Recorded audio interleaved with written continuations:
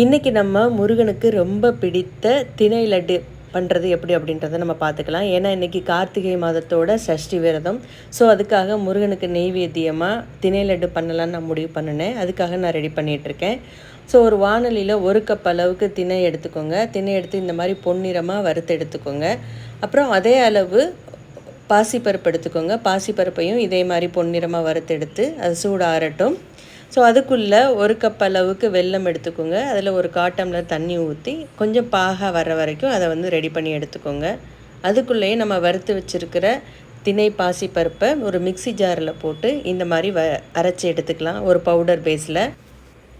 அந்த சைடு வெள்ளைப்பாகு கரைசல் ரெடி ஆகிடுச்சு. வெள்ளத்தில் எப்போயுமே கொஞ்சம் மண் கரைசல் இருக்கும். ஸோ பாகு ரெடி ஆனவனையும் ஒரு வடுகட்டியில் நல்லா வடித்து எடுத்துக்கோங்க. அப்படி இல்லைன்னா நம்ம லட்டு சாப்பிடும்போது ரொம்ப மண் இருக்கிற மாதிரி இருக்கும். ஸோ இப்போ வடித்து எடுத்த பாகை மறுபடியும் அதே வானொலியில் சேர்த்துக்கலாம். சேர்த்துட்டு அது கூடயே நான் கொஞ்சம் தேன் ஆட் பண்ணுறேன். ஏன்னா முருகனுக்கு ரொம்ப பிடித்த உணவு தேனும் திணையும் சொல்லுவாங்க. ஸோ அதனால் நான் தேன் ஆட் பண்ணியிருக்கேன். உங்ககிட்ட இல்லைன்னா அதை ஸ்கிப் பண்ணிக்கோங்க. அது கூடயே 1 டீஸ்பூன் அளவுக்கு நெய்யும் சேர்த்துருக்கேன். ஸோ கொஞ்சம் நல்லா மெல்ட் ஆனோடனே நம்ம பொடி பண்ணி எடுத்துருக்க இந்த திணை பாசிப்பருப்பு மாவை அது கூட நல்லா ஆட் பண்ணிக்கலாம்.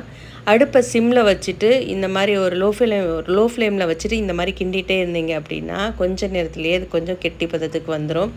சட்டிலே கொஞ்சம் ஒட்டாமல் இந்த மாதிரி சுருண்டு வரும். அப்படி வரும்போது ஒரு தட்டில் மாற்றி எடுத்துக்கோங்க. அதோட ஹீட் ஆறுற வரைக்கும் கொஞ்சம் வெயிட் பண்ணிடுங்க. கை பொறுக்கிற அளவுக்கு சூடு வந்ததுக்கப்புறம் சின்ன சின்ன உருண்டைகளாக நம்ம உருட்டி எடுத்துக்கலாம். கையில் கொஞ்சம் நெய் அப்ளை பண்ணிக்கிட்டு கொஞ்சம் பொறுக்கிற சூடு இருக்கும் போது நம்ம தேவையான அளவு உருண்டைகளை எடுத்து இந்த மாதிரி உருட்டி எடுத்துக்கலாம். இதே மாதிரி மற்ற உருண்டைகளையும் உருட்டி எடுத்துகிட்டு நீங்கள் கடவுளுக்கு இதை படைக்கலாம். இது முருகனோட ஃபேவரட் ஃபுட்டு. தேனும் திணையும்ன்றது நிறைய பாடல்களில் சொல்லியிருப்பாங்க.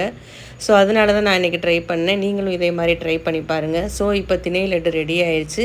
முருகனுக்கும் படைச்சாச்சு, பூஜையை முடிச்சாச்சு. நன்றி.